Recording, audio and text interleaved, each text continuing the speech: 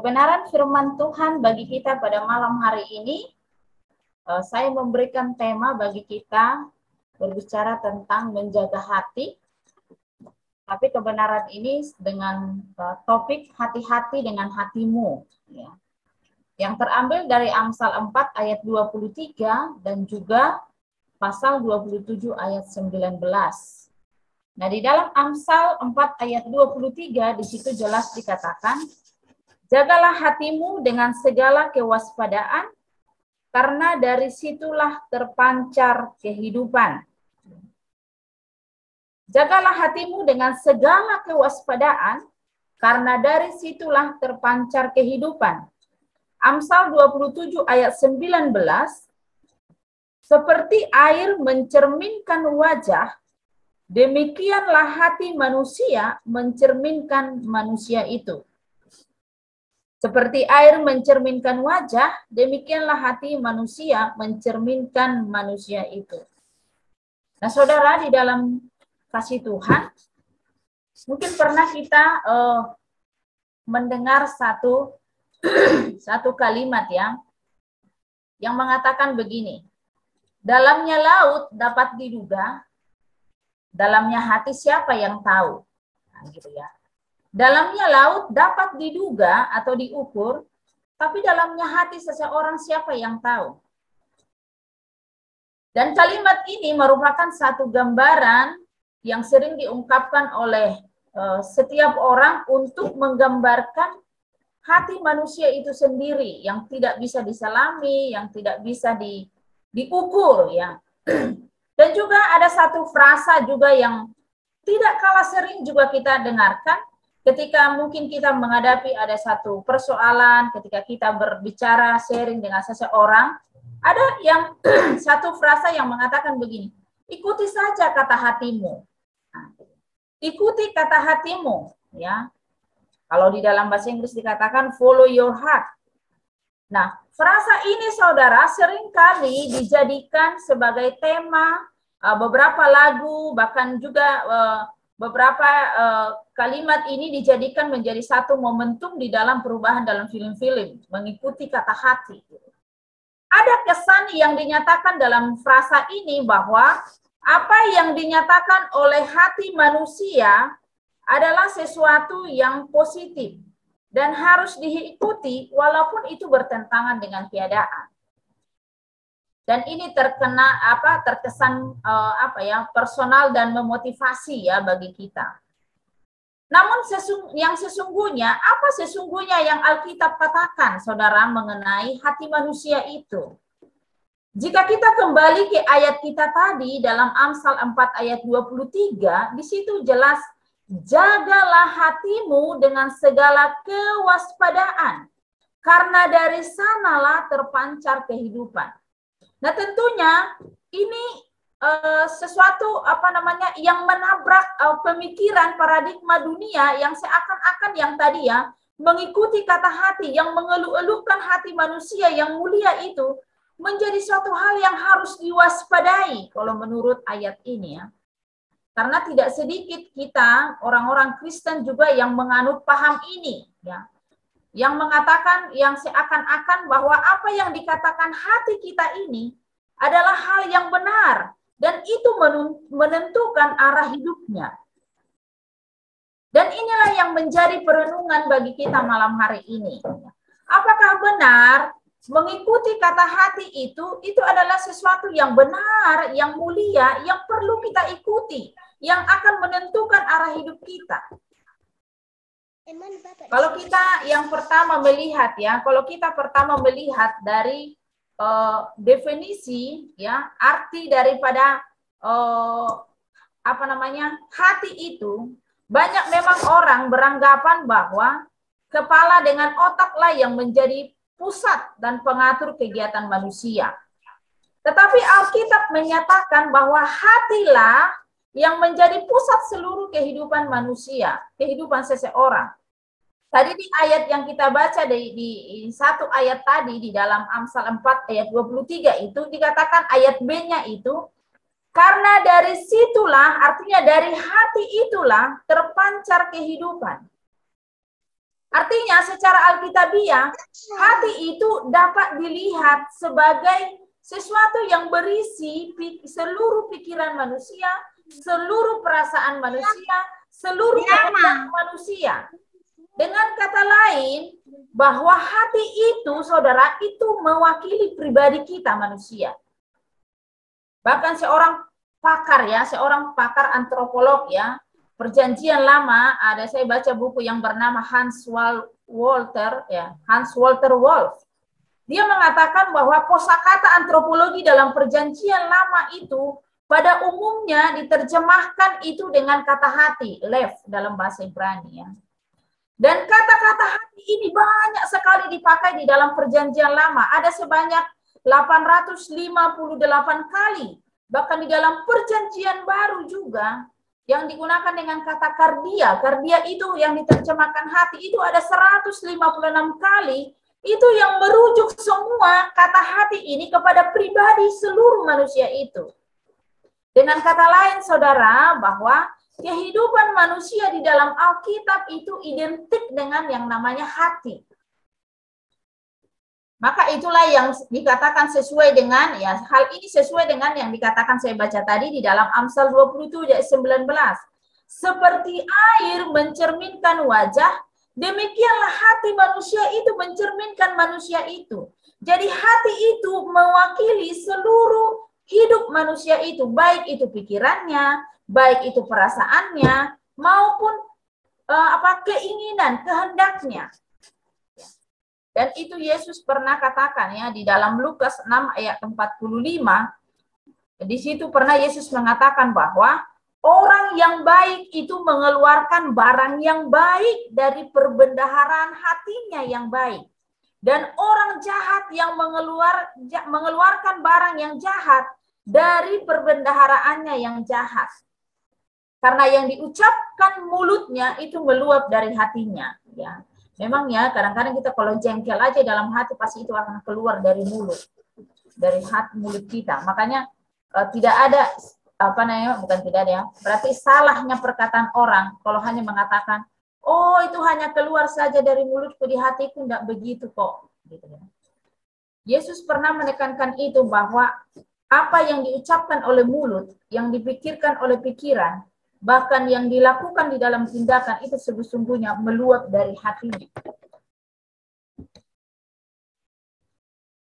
Karena itu saudara, ya, karena itu kita mau melihat bahwa hati itu diterjemahkan dalam 3 hal. Yang pertama, hati itu adalah pusat intelektual, pusat pikiran. Ya.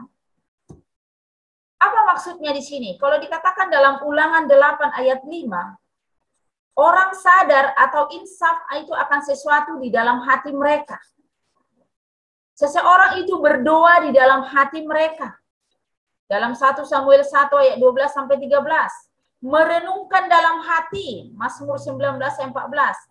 Menyimpan firman Allah di dalam hati, Mazmur 119 ayat 11. Merencanakan sesuatu di dalam hati, Mazmur 140 ayat 3. Dan yang lainnya itu ya ada di sini saya tulis ya.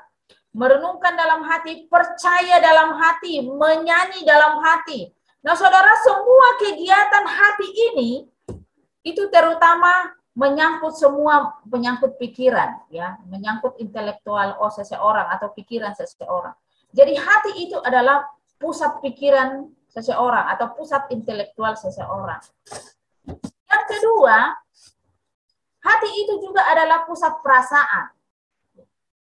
Kita berbicara tentang hati yang gembira adalah obat. Hati yang gembira berarti bicara tentang perasaan. Ya. Hati yang mengasihi, ya,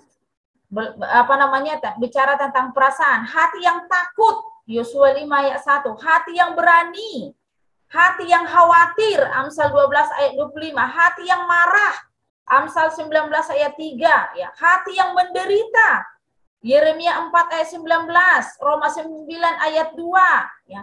Hati yang senang, hati yang berduka, ya. Hati yang bersemangat, hati yang susah.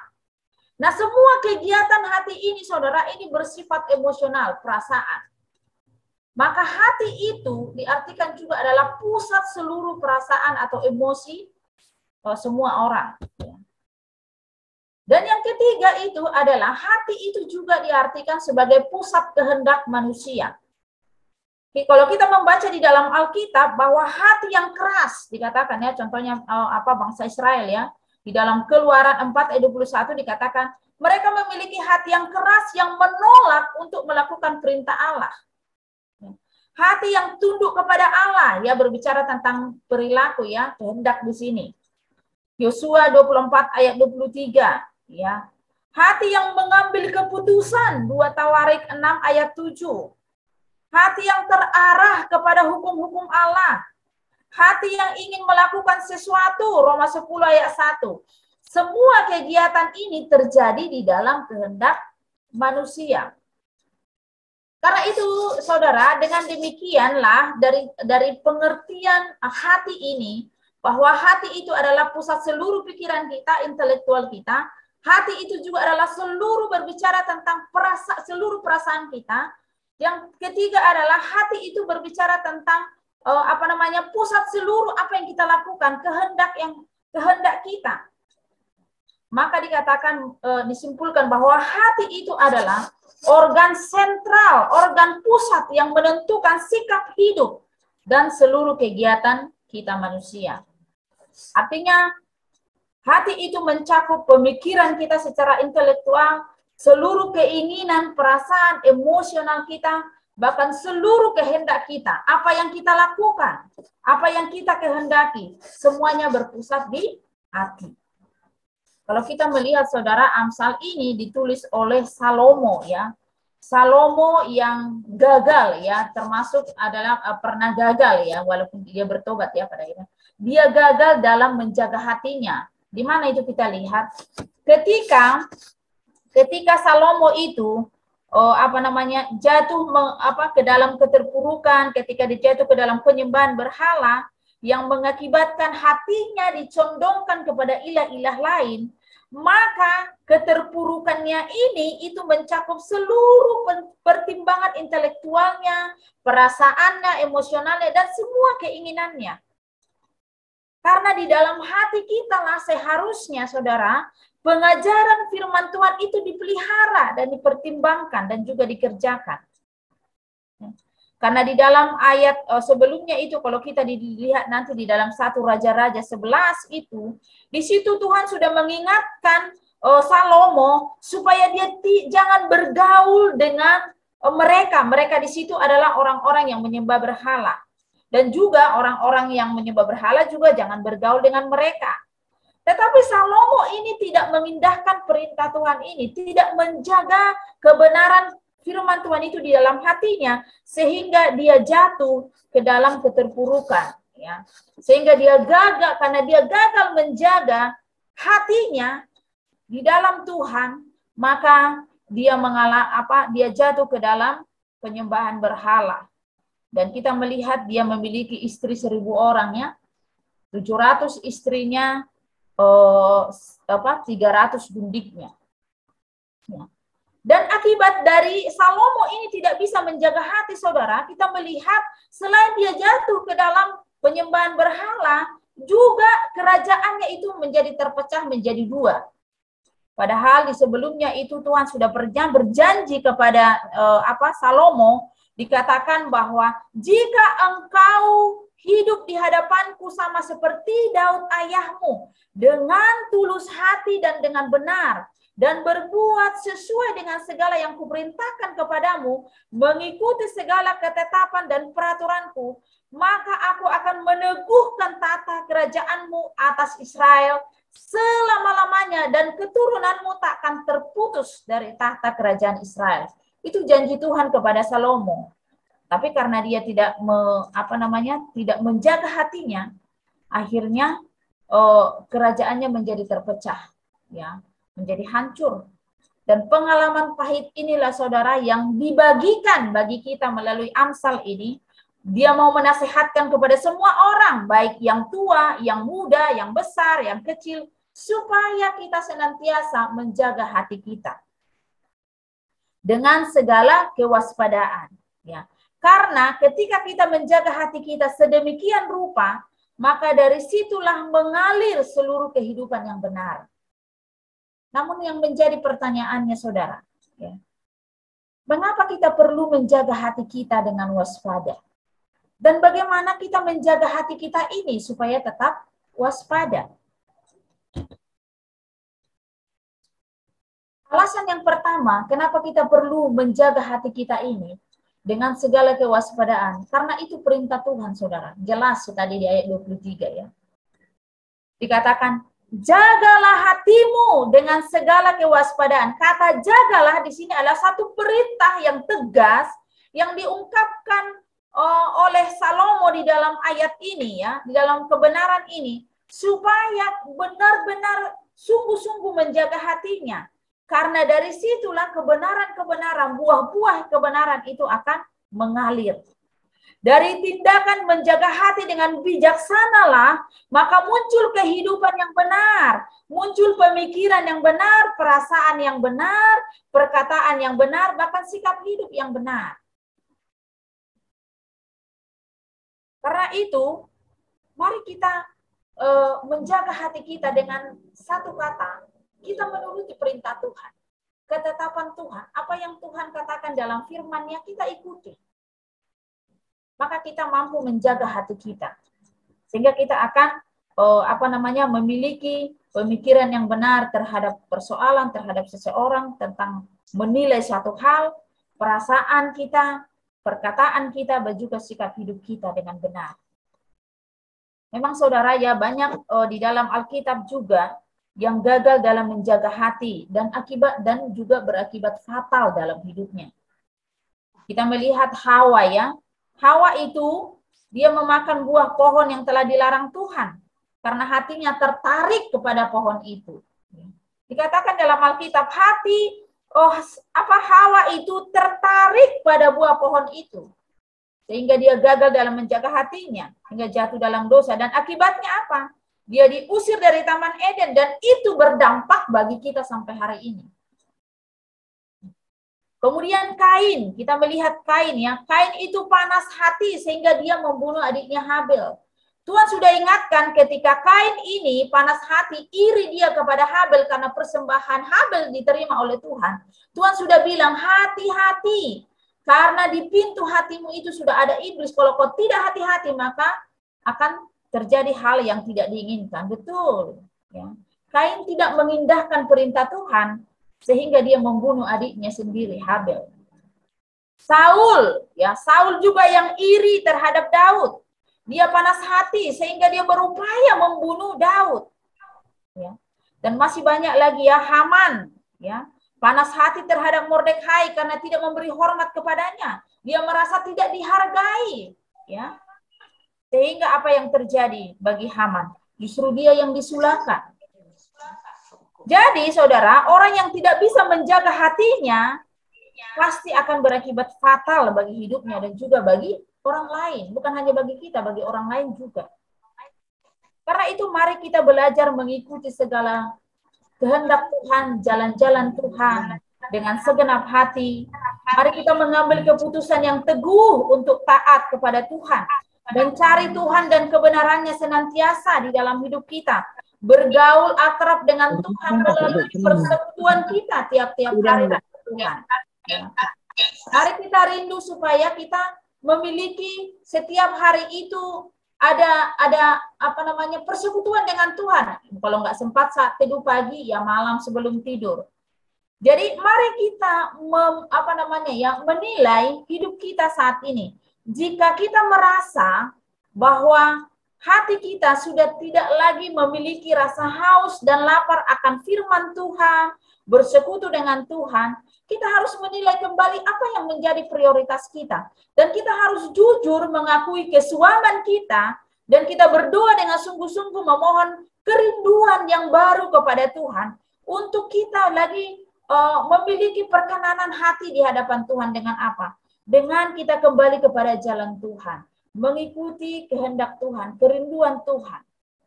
Menjaga hati kita melebihi segala sesuatu, maka itu akan menghasilkan hidup yang mantap bagi kita. Jalan yang rata dan perkenanan Tuhan dan kasih karunia Tuhan bagi kita. Jadi itu yang pertama ya saudara, bagaimana kita menjaga hati kita supaya tetap kita waspada.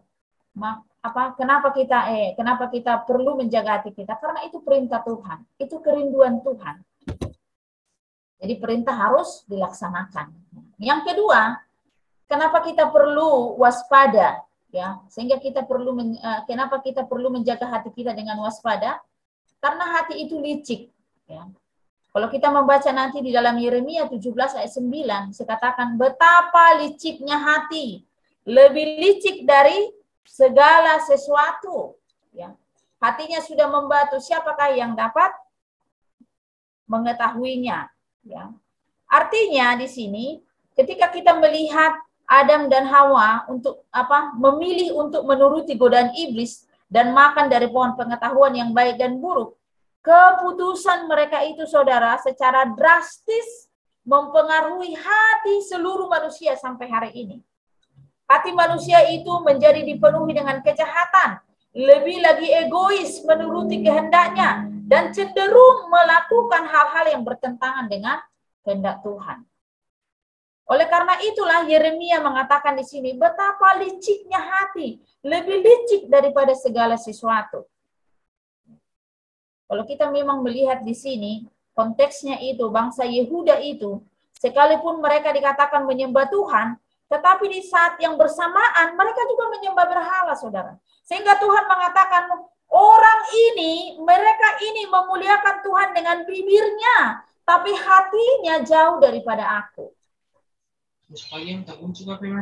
Artinya kita pun mungkin ada banyak kita, orang Kristen atau banyak orang, ya, secara secara agama beribadah rajin, mengikuti ini, iya. Tapi banyak juga ya seperti bangsa Israel ini juga melakukan hal-hal yang tidak sesuai dengan kebenaran Tuhan. Padahal sesungguhnya dikatakan bahwa Tuhan itu tidak bisa ditipu.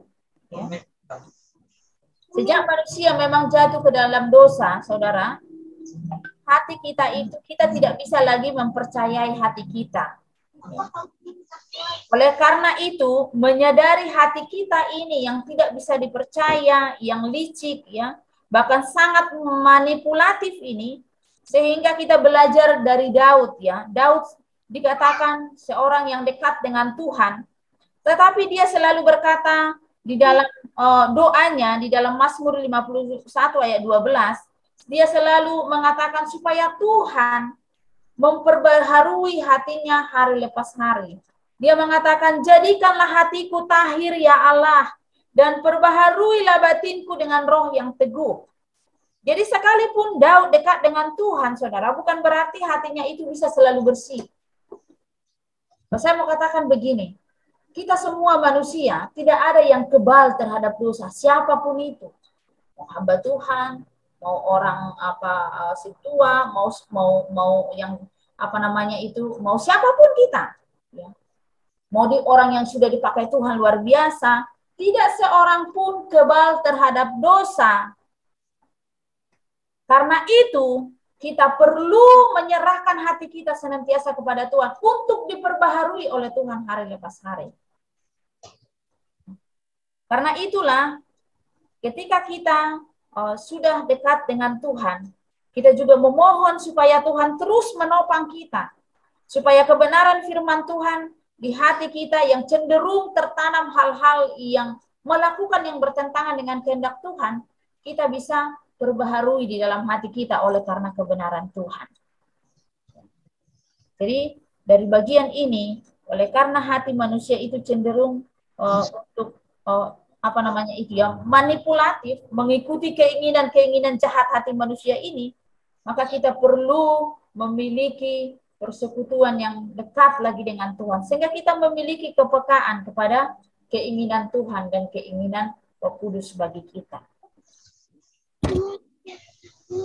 Yang terakhir, yang ketiga, alasan hati kita perlu dijaga dengan kewaspadaan. Karena kecenderungan hati manusia itu selalu membuat kejahatan. Kejadian 6 ayat 5. Dikatakan di situ, ketika dilihat Tuhan bahwa kejahatan manusia besar di bumi dan bahwa segala kecenderungan hatinya selalu membuahkan kejahatan semata-mata. Kita perlu menjaga hati kita, saudara, supaya kecenderungan dunia ini, kecenderungan yang jahat ini bisa teratasi dan kita mampu bertekad melakukan hal-hal yang baik. Ya. Seorang penulis, saya baca dari satu buku, ya, saya sudah terjemahkan dari bahasa Inggrisnya, dikatakan begini bahasa Indonesianya. Tuhan tidak ingin mata kita tertuju pada hati kita, karena hati kita ini tidak dirancang untuk diikuti. Hati kita itu dirancang untuk dipimpin dan diarahkan. Artinya bagi orang percaya, hati itu dirancang oleh Tuhan untuk dipimpin dan diarahkan oleh Tuhan kepada kehendaknya. Berarti salah, ya. Berarti salahnya orang kalau mengatakan bahwa ikuti kata hatimu. Artinya begini, ikuti kata hatimu tanpa kebenaran firman Tuhan adalah salah. Tapi ikuti kata hati sesuai dengan kebenaran Tuhan, itulah baru yang benar. Jadi kalau dia tidak selaraskan hatinya dengan kebenaran Tuhan, maka kata hatinya pasti salah. Sesuai dengan kebenaran. Karena itu, mari kita menjadikan hati kita, mengendalikan hati kita, menyerahkan kepada Tuhan supaya kita memiliki hati yang diperbaharui hari lepas hari. Sehingga hati kita berpusat kepada Tuhan dan melakukan sesuai dengan apa yang Tuhan mau bagi kita. Kita perlu menjaga hati kita. Ya. Kita hanya perlu menjaga hati kita dengan dua hal. Yang pertama dengan firman Tuhan. Ya. Yang pertama dengan firman Tuhan. Dikatakan Mazmur 119 ayat 9. Dengan apakah seorang muda dapat mempertahankan kelakuannya bersih? Dengan menjaganya hanya sesuai dengan firman. Bisa kita mempertahankan hati kita bersih, kelakuan kita bersih hanya dengan satu saja. Firman Tuhan. Karena itu saudara, saya rindu kita semua, keluarga Opu Deborah, Hutapea, Bersipah Hutar, ada persekutuan kita, ada membaca firman Tuhan, paling tidak itu 1 kali 1 hari. Kalau tidak sempat pagi, malam, nggak sempat malam, siang. Kita harus siapkan waktu kita, ya, untuk membaca firman Tuhan. Ya. Supaya apa? Karena firman Tuhan itulah yang membuat kita mampu menjaga hati kita dan mempertahankan kelakuan kita bersih dan kudus di hadapan Tuhan. Semoga kebenaran Tuhan di dalam Amsal ini kita sudah bisa baca, ya, perkataan Tuhan, simpan di lubuk hatimu, katanya. Artinya diulangi lagi dalam Amsal 4:21 itu, simpanlah itu, artinya firman Allah itu di lubuk hatimu.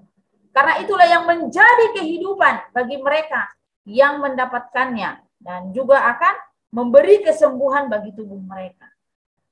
Makanya saya berpikir, ya, bahwa orang yang sakit, kalau dia hatinya tertuju kepada firman Tuhan, kemudian dia menyimpan di hatinya, direnungkannya, dilakukannya, pasti dengan sendirinya penyakitnya akan hilang. Makanya kata firman Tuhan tadi di Amsal yang saya katakan sebelumnya, hati yang gembira adalah obat. Walaupun ada obat dari dokter, tapi hati yang melekat kepada Tuhan itu lebih daripada semuanya. Itu obat dari dokter itu hanya alat saja. Kalau kita pun minum obat, tapi kita tidak mempunyai hati yang dekat dengan Tuhan, stres dan semuanya itu, pasti obatnya juga kurang berfungsi, bukan? Tapi sedikit pun atau kecil pun itu obat, atau mungkin itu hanya obat generik, ya. Tapi saya percaya dengan iman, ya, kalau hati kita melekat dengan Tuhan, ada kebenaran Tuhan yang senantiasa memberikan kekuatan bagi kita, maka kita akan, dikatakan firman Tuhan di sini, memberikan kesembuhan bagi tubuh mereka. Sekarang tergantung bagaimana kita, kebenaran itu ada hidup di dalam diri kita. Ya. Dan yang kedua, bagaimana kita menjaga hati kita adalah dengan memberi diri senantiasa dipimpin oleh Roh Kudus. Ya. Tiap-tiap hari, saudara, mari kita serahkan hati kita kepada Tuhan untuk dipimpin, dikontrol, dikendalikan, dibaharui, sehingga seluruh hidup kita akan menghasilkan kehidupan yang benar, pikiran yang benar, perkataan yang benar, ya, dan juga perasaan yang benar. Nah, saya tutup dengan satu ilustrasi ya, bukan ilustrasi, cerita. Saya tutup firman Tuhan ini dengan satu cerita.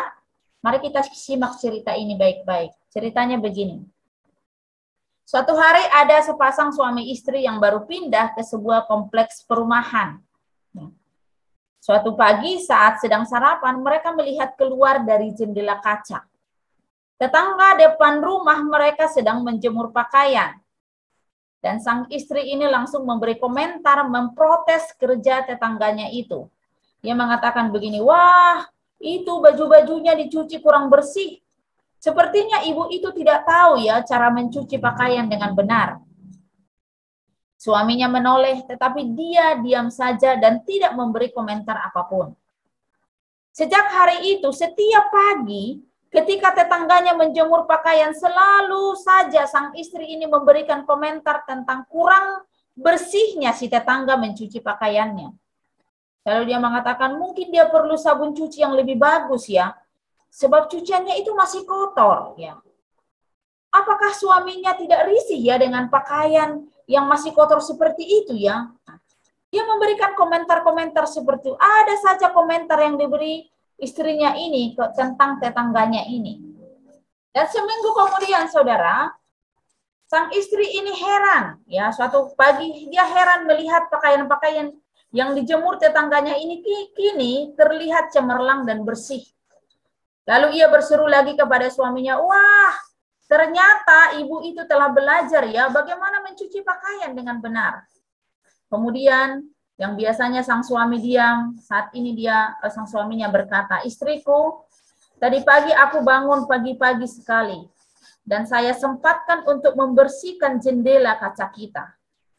Ternyata dikatakan persoalannya saudara bukan karena cara mencuci si tetangga itu tidak bersih, tetapi karena kaca jendela kita lah yang kurang bersih. Karena itu dikatakan, begitulah kehidupan kita sebagai manusia, saudara. Apa yang kita lihat saat menilai orang lain, melihat persoalan kita, situasi kita, apa yang kita hadapi, itu tergantung kepada kejernihan pikiran atau jendela hati kita. Jika hati kita bersih, maka pikiran kita pun akan bersih. Jika pikiran kita bersih, maka bersih pula perkataan kita. Jika perkataan kita bersih, maka kelakuan kita pun, perbuatan kita juga akan bersih. Jadi kalau saat ini saudara, hati kita sedang kurang bersih, seperti jendela hati kita kurang bersih, mari kita membersihkannya dengan firman Tuhan. Mari kita membersihkannya dengan memberi diri diperbaharui Tuhan, dipimpin oleh Tuhan setiap hari. Ya, melalui segala ketetapan Tuhan, kebenaran-kebenaran Tuhan mengisi seluruh hidup kita. Maka itulah yang membuat kita bisa menjadi berkat bagi diri kita sendiri, bagi orang lain, dan bagi semua orang. Dengan demikian, kita akan memancarkan kehidupan ya bagi orang di sekitar kita. Dan kita akan memberi pelayanan yang terbaik dengan hati yang murni kepada siapapun bagi kemuliaan nama Tuhan. Karena itu saudara, jagalah hati kita masing-masing supaya kita mampu mempersembahkannya hanya kepada Tuhan.